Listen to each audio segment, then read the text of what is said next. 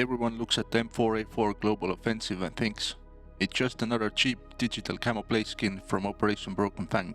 But almost everything the community believes about this weapon ignores the actual code.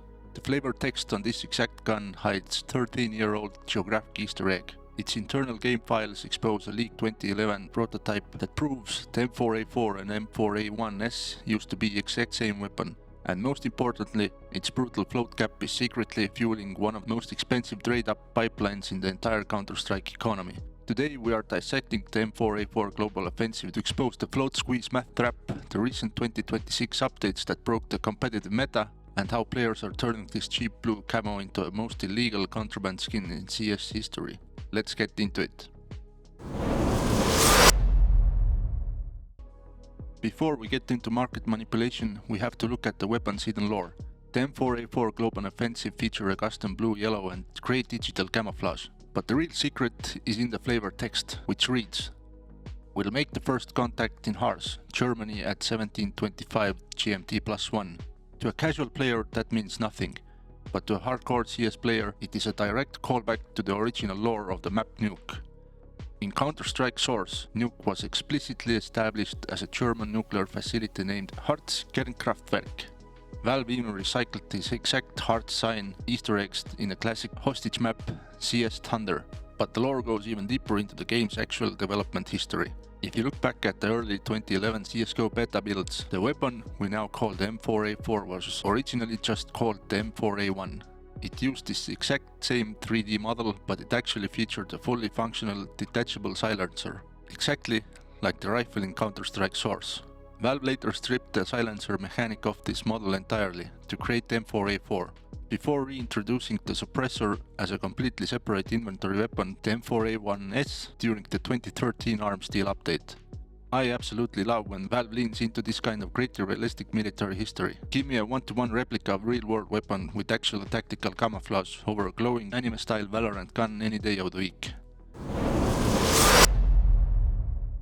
If you look at the market right now, you will notice a massive price anomaly. A field-tested or minimal wear to $20. But for a factory new version, you have to dig deeper into your pockets.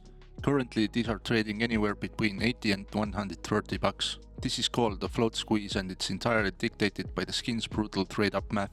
The M4A4 Global Offensive is a mil-spec skin in the Control collection. You don't use it as a budget filler. You use it as a main ingredient to hit restricted skins like the FAMAS Prime Conspiracy with ultimate feed to the pipeline for high-tier grails like AVP Fade and the M4A1S Blue Phosphor. But there is a catch. The Global Offensive is strictly capped between a float of 0 and 0.7. Under the modern trade-up framework, capped input skins undergo a conversion to an adjusted trade-up float before being averaged. The formula looks like this, shown on the screen. This mathematically simplifies to dividing your actual float by 0.7. This creates an anomaly. The adjusted float of your M4A4 is artificially inflated by the engine. If you put in nominally clean minimal wear actual float of 0.08, the game calculates it as a terrible 0.1143 because the targeted outputs like the FAMAS Prime Conspiracy have highly compressed float caps themselves. You need an exceptionally low average adjusted input float, ideally below 0.04, to guarantee a factory new output. This brutal mathematical limitation is exactly why factory new versions of the M4A4 Global Offensive are squeezed so hard by high-tier spreadsheet engineers. This demand has only accelerated thanks to massive updates that completely shifted the Counter-Strike economy in 2026. First, Valve dropped a major reload update, which refactored weapon mechanics so the reloading discards any remaining ammunition in the magazine. This massively penalized the M4A1S due to its smaller magazine capacity. The competitive meta instantly shifted back to the M4A4, which boasts a 30-round magazine with 4 magazine reserve. Baseline demand for the premium M4A4 finishes surged overnight. Second, the historic May 22, 2026 update allowed players to use souvenir skins in trade-up contracts, stripping them of their souvenir status. This fundamentally restructured liquidity across the entire markets, solidifying the Control collection, and by extension the M4A4 Global Offensive as one of the most stable premium investment vehicles in the game. Because the Control collection was an exclusive operation reward and not an active duty map collection, there are 0 souvenir versions of this weapon to crash the supply pool. As for the reload update, Might be unpopular opinion, but I like the update. Makes people think a bit more before reloading. Also, let's be honest, most players are dead before they even need to reload once. But perhaps the greatest legacy of this skin is what the community actually does with it.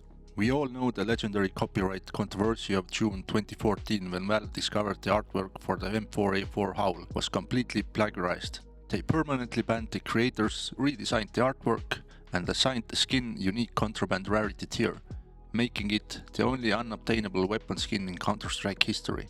Today a factory new howl will cost you over 6,000. But the community found a loophole.